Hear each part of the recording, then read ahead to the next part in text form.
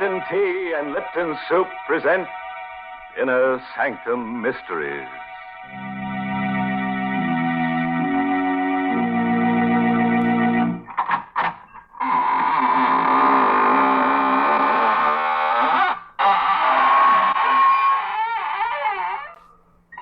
Good evening, friends. This is your host of the Inner Sanctum, welcoming you to another half hour of mystery and terror, guaranteed to take 10 years off your life. Don't just stand there. Come on in. We've been fixing up the place, making it more homey. Yes, you see that beam over there with the rope hanging down? You just stand on the table, put your head through the noose, and, that's right. It's for the convenience of anyone who feels like hanging around after the broadcast. I wish you wouldn't say things like that. Oh, you're right, Mary. I'm a bad host. Here, I invite everybody to hang around, and there's only one rope. I guess we'll have to hang together instead of hanging separately. Now, please. Unless, of course, we want to hang ourselves with a black ribbon that comes with that Lipton sterling silver medallion. We've got plenty of them, haven't we, Mary? Well, I don't know. Thousands of women are writing in every day for that special sterling silver medallion. So I'd advise all of you ladies who want to own one to send in for it tonight. Yes, they're going mighty fast, because this medallion is made of solid sterling silver, and it's decorated with the Chinese symbol for good luck. The medallion is just the right size, too, about 1 inch in diameter. You can wear it as a necklace or a choker because it's hung on a narrow black rayon satin ribbon. Or if you wish, you can simply add it to your charm bracelet. And here's how you get this handsome medallion. Listen, just send 25 cents and the box top from a package of Lipton's, the tea with the brisk flavor, to Lipton Tea, Box 92. That's Box 92, New York City. All right, Mary. I'll write down the address on the cuff of my shroud. And now, friends, tell me, do you like holidays? Well, you won't after you hear tonight's story. It's called Dead Man's Holiday. And it's an original radio play by that cryptic mystic, Robert Sloane. Yes, and our star tonight is Myron McCormick, who plays the role of Eric. Not far from the waterfront, in a gloomy shack where death hovers near, a man stirs uneasily on a blood-stained cot. As he struggles for the last breaths of life, his tortured mind forces words to his lips. They don't have to tell me. I know I can't live more than a little while longer. And I don't want to live. I want this nightmare to end, as it should have ended long before that day I was hurt on the train. I remember it so clearly. Sitting in the coach, looking out the window, and then suddenly the train shuddered to a violent stop. The door lifted me clear out of my seat and threw me against the glass window, which broke as I hit it. For a moment, I was stunned. But in the back of my mind, I could hear the conductor quietly in the passage. All right, please, it's all right, I tell you. Nothing serious has happened. We struck an empty car on the grade crossing. The engineer had a jam on the brakes. Is there anybody hurt? Anybody need a doctor around here? Are you all The right? conductor was coming down the aisle, questioning passengers, looking them over. My head was clear now. And immediately I thought of my wife, in the seat next to mine. I turned to see if she'd been injured. But there, in the seat which she had occupied, was a man I'd never seen before. He spoke to me. You all right? Oh, yes, I was shaken up a bit, but I'm all right now. You've got a nasty cut on your lip. All right. I guess it was the glass. Will you excuse me, please? What's the matter? My wife. I'm looking for my wife. She was sitting right next to me. Eleanor? Eleanor, where are you? What's wrong, sir? My wife. She's gone, conductor. She's gone. All right, no, don't get excited. She was sitting right next to me, right where this man is sitting now. You must be mistaken. What? There wasn't any woman sitting next to you. What are you trying to tell me? My wife was sitting in that seat. All right, sir. If she's on the train, we'll find her. Well, in the meantime, you'd better come with me and have that lip of yours attended. Not until I find out what's happened. Nothing's happened, mister. You're just a little dazed, that's all. Your wife isn't on this train. That's a lie. Why would I want to lie to you? I don't know what your reason is, but you're trying to hide something from me. I'm willing to swear you boarded this train alone. How do you know that? Because I've been sitting next to you ever since you got on.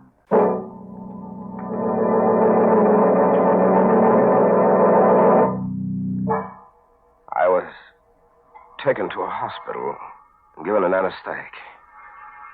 When I came to, a doctor was standing over me. He said I was well enough to get dressed and leave, but when I mentioned the disappearance of my wife, he acted strange. You've had a severe shock, Mr. Keating, and sometimes an accident like this has a way of playing tricks on the mind. You don't believe that my wife was on that train? I don't see how she could have been. Any number of the passengers were questioned. They all told the same story. You got on the train alone. So you're in on it, too. I beg your pardon? You and the railroad and the man who was sitting next to me, you're all in on it. What are you trying to do to me? I don't know what you're talking about. Don't you? Are you sure this isn't some kind of a plot to try and drive me out of my mind? I think you need a rest, Mr. Keating.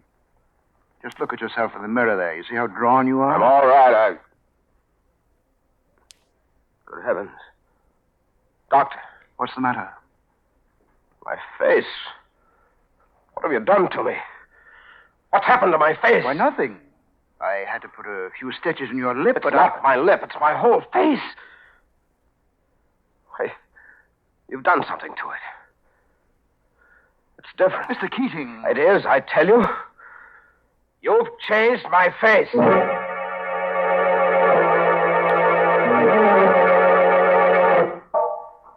The next morning, I went straight to my house on Pine Street. I had no key, so I rang the bell, hoping against hope my wife would be there to answer it. But when the door opened, I was face to face with a gaunt, middle-aged woman I'd never seen before. Yes? Who are you? I beg your pardon. Come on, answer me. Who are you? Well, I'm the housekeeper. Don't lie to me.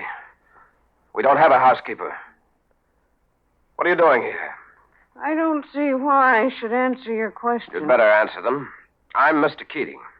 Who? Mr. Keating, I live here. Where's Mrs. Keating? What have you done with her? You must have the wrong address. What do you mean? Nobody by the name of Keating lives here. What? I work for Mr. and Mrs. Drury. Don't you see the nameplate on the door? Yes, I see it. When did you put it there? Last night? You got the wrong address, mister. Oh, I have, have I? You see that picture over there? The one on the hall table? Yes? That's a picture of my wife.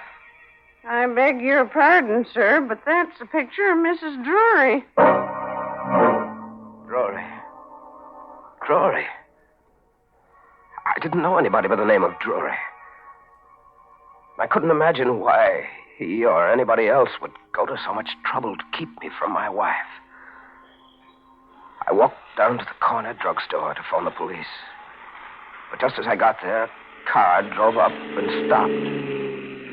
In it was the man who sat next to me on the train. I hurried over to speak to him.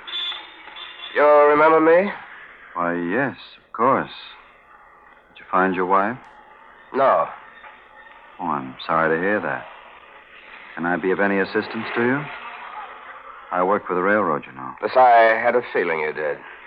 What's your name? Rory? Drury? You live in the white house around the corner? The one on Pine Street? That's right. How did you know? I was just over there. I thought it belonged to a man named Keating. Well, it did originally.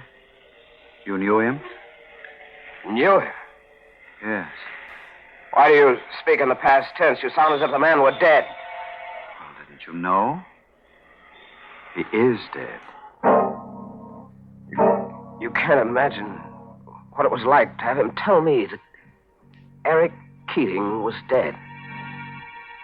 I was Eric Keating. I hurried away from him, kept walking toward the center of town. But it wasn't long before I realized that I was being followed by a man in a gray hat. I waited until he caught up with me. Then, as he started to pass, I stopped him purposely to get a good look at his face. Excuse me. Yes? Can I trouble you for a match? Certainly. Thanks. Wait Wait a minute. Why are you following me? Who says I am? It's pretty obvious. Now, you'd better tell me what your game is, or I'll call a cop. That wouldn't do much good, mister. I'm on the force. What? Plainclothesman. Connors is the name. Why? I don't understand. Why are you watching me? That's my business, watching people. Your face looked kind of familiar to me. What's your name? Eric Keating. Try again, mister. You better tell me the truth this time. I am telling you the truth. Why don't you believe me? Because I happen to know where Eric Keating is right now. I saw his grave just the other day. His grave? Yes. He's buried in the same cemetery as my sister. Been buried for 6 years. I had a feeling that Connors was lying. When he let me go a moment later, without proving my identity, I could have sworn he wasn't a detective. But I had to make sure. I had to catch him in a lie. I took a bus out to the cemetery. It was dark by the time I got there. But I had a flashlight, and with it, I saw the very thing I hoped I wouldn't find. A tombstone with my name on it. The shock was like a blinding light in the darkness, and for a moment I lost my senses. Insanely, I dug into the earth with a piece of sharp stone, determined to see the empty coffin or the bones of the man who had been buried in my place. What you doing, mister? Connors. You better come with me, mister. Why? What's wrong? What have I done? Killed a man, maybe? What? Here. Look at this police circular. Wanted. For murder. That's right. The picture underneath those words is yours or your twin brother's. No, I'm not this man. I may look like his picture, but I'm not the man. Your fingerprints will settle that. We've got his on the circular. Now we've got to get yours. Any objections? Yeah. I won't go with you. Don't you... Hold it.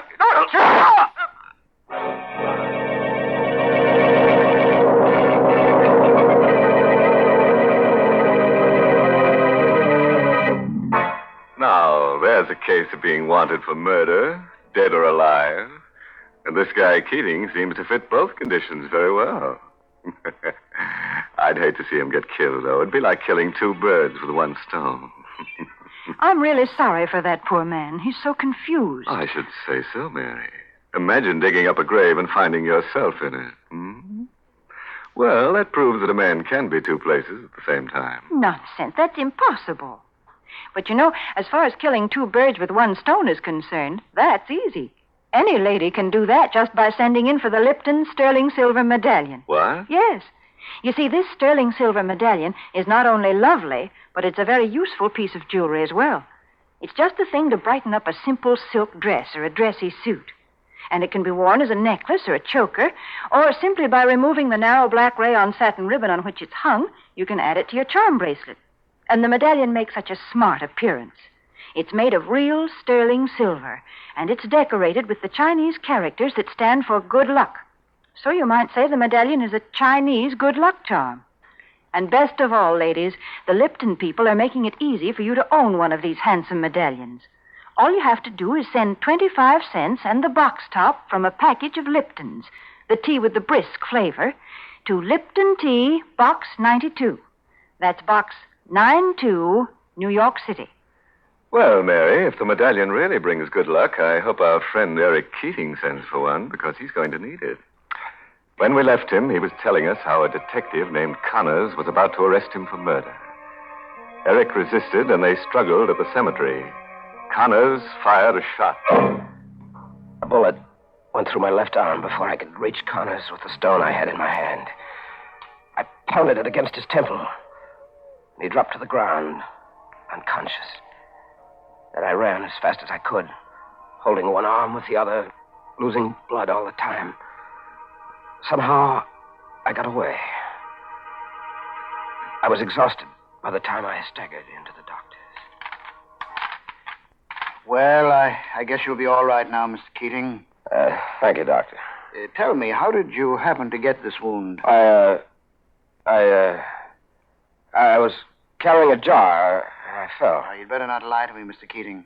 The bullet was still in your arm. Who shot you? I don't know his name. Well, it would help a great deal if you did. I have to report this, you know. So you'd better tell me the truth. I will in a moment, Doctor, but first I'd like to ask you a favor. What is it? Do you know anything about fingerprints? No, not a great deal. Well, you must know something. Here, take a look at the ones on the circular. Hmm? Why is the circular torn in half? Never mind about that. Just look at the fingerprints. Mm-hmm. Now, look at the ones on my hand. Yeah? Would you say they belong to the same man? Unquestionably. Of course, I'm not an expert. No, neither am I. But I can see that those are my fingerprints, all right. Somebody's done a perfect job of framing me. Either that, or I'm a murderer. Mr. Keating, suppose I just report my work to the police and let it go at that. I can't let it go at that. Don't you understand? I've been framed every possible way. And if I let it go, I'll be sent to the chair. No, not if you're innocent. I can't take the chance. Well, I'm very much afraid you'll have to. I reached for the paperweight on his desk. I crept a little closer. And then... Keating, put that down! You fool! I struck him hard on the side of the head. His body dropped to the floor, and I bent over him. My heart was pounding against my chest. Something in the back of my mind kept driving me on. A voice kept saying, "Kill him! You're a murderer! Kill him!" I don't know why, but I struck him again. And again. And again. Until his lifeless body choked out its last breath.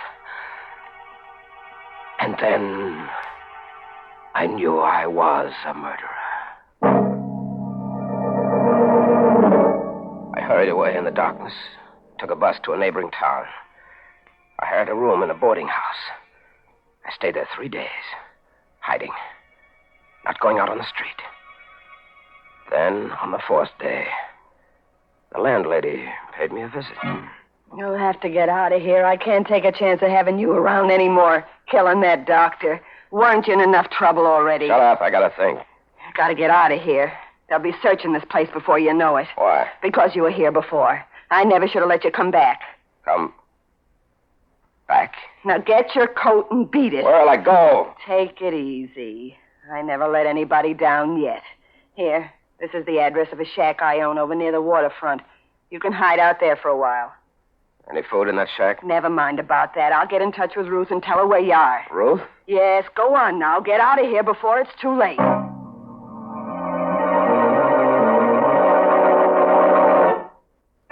I waited in the shack for 2 days before this girl, Ruth, showed up. When she did get there, the first thing she said was... Gosh, you look terrible. Yeah, I know. I've been through a lot. Well, start working on these groceries. You must be starved. Yeah, thanks, I am. I never thought I'd see you again. Huh? Why'd you do it? I couldn't help myself. He was going to turn me over to the police. I don't mean the doctor. I mean Richie. Who? Richie? What are you looking at me like that for? I'm just trying to think. You should have done some thinking before you buried his body where you did. They found it the next day. Stop it, will you? I'm going out of my mind. What's the matter? Richie, Ruth, Drury, the landlady. When is it going to stop? Hey, take it easy. I gotta get out of here. I gotta get out of here right now. Don't be crazy. You'll get I caught. don't care. Have you got a car? Yeah, but... Come on. Let go of me. Let go. You hurt me. Come on. Where? Where do you want to go? Back to my house. I've got to find my wife. In the dark, we drove to my house on Pine Street. Ruth waited for me in the car as I sneaked into the garage and came up through the cellar entrance. The house was dark, except for a light in the study. My wife was sitting there, alone, reading a book. I tried not to frighten her. Eleanor? Eleanor? That you, George? No, dear. It's Eric. Oh, good heavens. Who are you? What are you doing here? Don't you recognize me, Eleanor? No. No, get out of this house. Get up before I scream. Darling, I've got to make you understand. I'm your husband, Eric. You're insane. Eric is dead. No. You mustn't believe what they've been telling you. It's all part of a scheme I can't understand, but they're against us, Eleanor. They're trying to keep us apart. Eric is dead. Don't say that, He darling. died 6 years ago. And you're in on it, too. You want it this way. What do you mean? You and Drury want to be together. That's why you framed me. George Drury is my husband. Is he? Yes, we've been married for 3 years. You can't get away with this, Eleanor. I won't let you have it. No! I tied her to a chair and gagged her so that she couldn't scream or call the police. Then I left the house and got back into the car with Ruth. We waited there about 10 minutes. And then I saw the man I'd been waiting for. George Drury. He was walking down the far side of the street on the sidewalk. And I knew he'd have to cross over to get to the house. So I started the car. What are you doing? Getting ready. He's got to cross the street. He's got to. What are you going to do? Run him over. No. Let go of me, you fool. I'm crossing now. No. Shut up. No. I'll hurt you in cold blood. Where are you going? To pick up the body. Stay where you are. I'll be back in a second.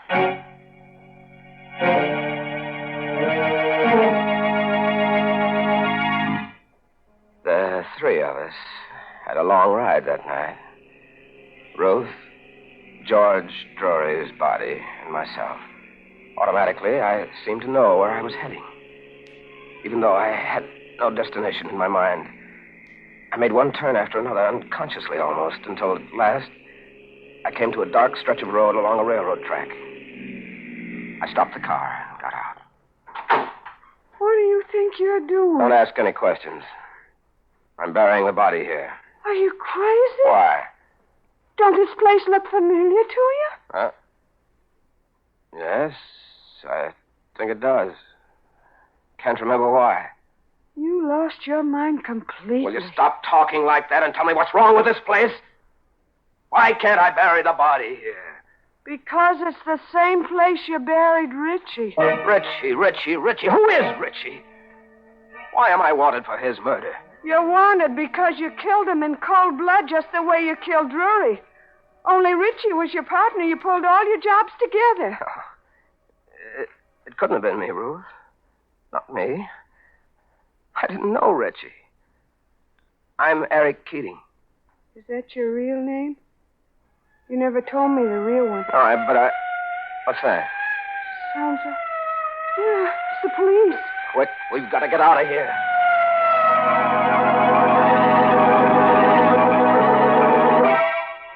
We left Drury's body near the railroad track and drove back to the hideout on the waterfront, where Ruth had met me earlier in the evening.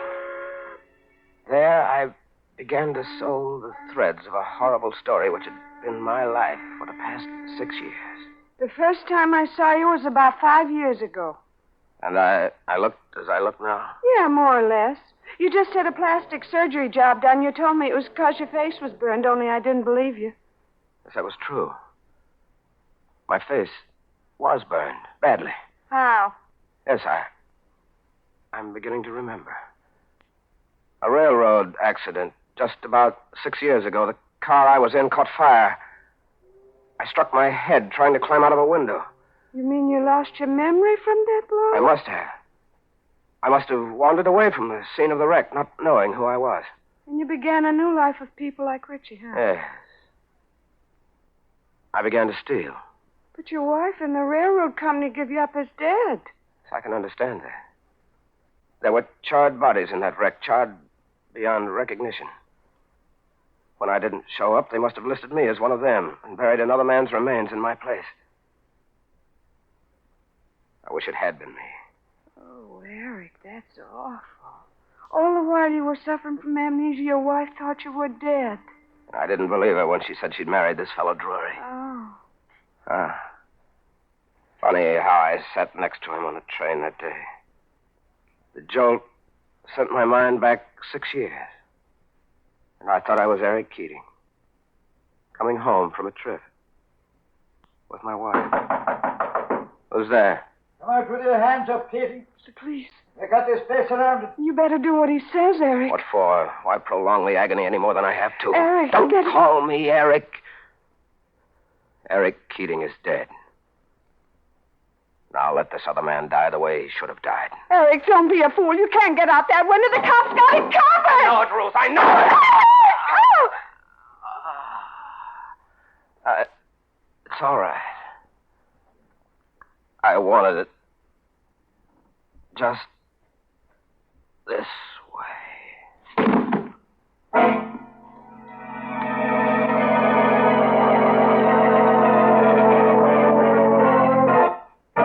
Well, they finally got him. And this time they'll give him a grave he can call his own.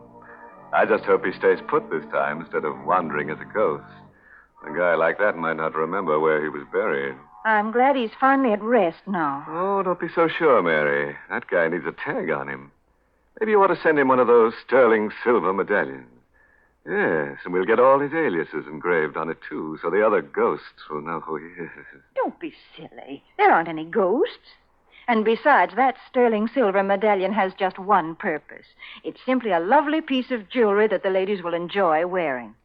And ladies, to get the medallion, all you have to do is send 25 cents and the box top from a package of Lipton's, the tea with the brisk flavor, to Lipton Tea, Box 92, New York City.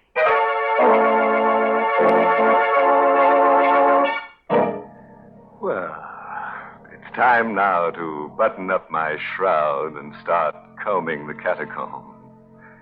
If you insist on a moral for tonight's story, try this. The evil that men do doesn't always live after them. Sometimes it catches up with them. Oh, by the way, this month's Inner Sanctum mystery novel is Lay That Pistol Down by Richard Powell. And oh, yes, next week's Inner Sanctum story, directed by Hyman Brown and brought to you by Lipton Tea and Lipton Soup. Next week's story is a real chiller-diller. It's about a man who owes a debt to society, and he tries to pay it in blood, only to discover that in so doing he has to pay a stiff price. Well, now it's time to close the squeaking door. So, good night. Pleasant dreams.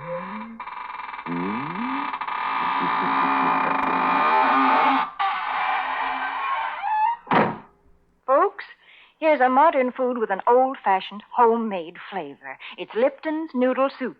And now, especially when the weather's so warm, try serving Lipton's as the one hot dish in a cold meal. Your family will love Lipton's famous chickeny taste. Yes, it tastes just like the chicken noodle soup you make right in your own kitchen. And Lipton's has got the same good herbs and flavorings, too. The same tender golden egg noodles. But listen, Lipton's noodle soup comes in an envelope, and it only takes a few minutes to prepare. Of course, sometimes it's hard to get in some stores these days, but there's lots of good things scarce in wartime. So remember to ask for Lipton's Noodle Soup. And remember to tune in next Tuesday night for another Inner Sanctum mystery. This is CBS, the Columbia Broadcasting System.